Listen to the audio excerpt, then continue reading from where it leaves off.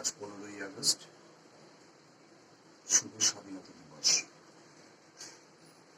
স্বাধীনতা দিবস দেখতে দেখতে আমরা 78তম বর্ষে দাঁড়িয়ে। এই 78তম বর্ষে দাঁড়িয়ে যে স্বাধীনতা পেয়েছি, আমি জানি না আমরা প্রকৃত স্বাধীনতা পেয়েছি কি পাইনি।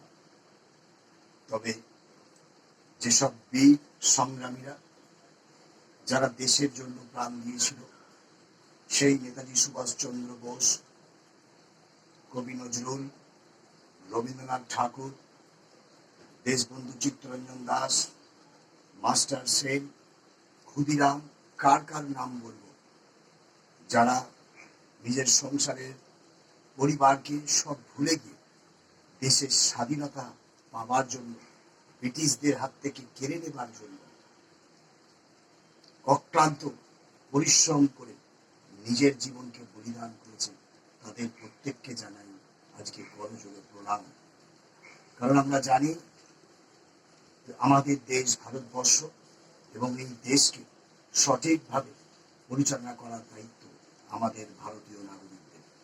তাই বলবো যে আজকের এই শুভ দিনে আপনারা সকলে মিলে এই শপথ করুন যেন আগামী দিন আমরা ভারতবর্ষকে সেই জায়গায় নিয়ে যেতে পারি যেখান থেকে বাংলার তথা সারা ভারতের প্রত্যেকটি নারী পুরুষ সমান অধিকার পাবে এবং সম্পূর্ণভাবে স্বাধীনতা লাভ করবে।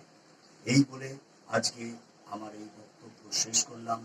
জয় হিন্দ, বন্দে মাতরম। নমস্কার। জাতীয় সঙ্গীত গাও।